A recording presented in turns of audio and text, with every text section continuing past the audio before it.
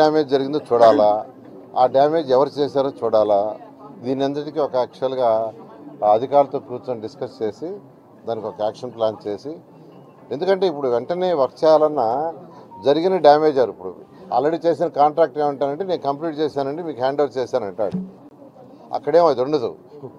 మళ్ళా దాన్ని రెండోసారి పిలిస్తే 2 సార్లు వీళ్ళు కావాలని చేశారని మళ్ళా ఉంటారు రెడీగా నెత్తిన మట్టేయటానికి.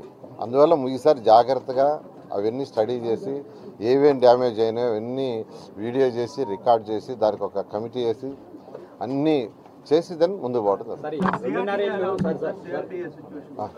సిఆర్డీ ఎన్ని సిఆర్డీ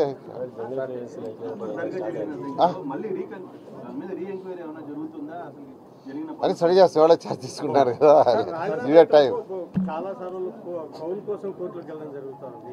వాళ్ళ కౌలు ఎప్పుడు ఇస్తారు అదొకటి. తర్వాత ఇక్కడ పనిచేసేటువంటి హౌస్ కీపింగ్ వాళ్ళకు ఇక్కడ ఉద్యోగాలు ఇచ్చినామని చెప్పేసి వాళ్ళకి ఇచ్చేటువంటి పెన్షన్ ఏదో ఉంటుంది కదా, అది కూడా బంద్ చేశారు లాస్ట్ గవర్నమెంట్. ఆ విషయంగా ఏమైనా నిర్ణయం తీసుకుంటారు? మీరు జస్ట్ టైం ఇవ్వండి, అన్ని స్టడీ చేస్తాం, స్టడీ చేసి ముందుకు పోతాం, అన్ని పోతాం. 2.5 ఏళ్ళు అన్నారు కదా, సీడ్ యాక్సెస్ సీడ్ క్యాపిటల్ ఉన్నటువంటి అంతా కూడా పూర్తి చేస్తారా? ఏంటి 2.5 ఏళ్ళలో టార్గెట్ చేస్తారు? ఏమేమి చేయబోతున్నారు ఈ 2.5 సంవత్సరంలో? అంటే ఈ గత అనుభవం అంటే 2014 నుంచి 19 దాకా నేను చేసిన అనుభవాన్ని బట్టి దాన్ని బట్టి యాక్చువల్గా ఒక estimation, it is rough estimation. Amaravati రాజధానిలో 217 చదరపు కిలోమీటర్లు, ఇందులో దాదాపు 3600 కిలోమీటర్ల రోడ్డు డిజైన్ చేసింది. 3600 కిలోమీటర్లు పెద్ద రోడ్డు కావచ్చు, చిన్న రోడ్లు కావచ్చు, కాలనీలో రోడ్డు కావచ్చు.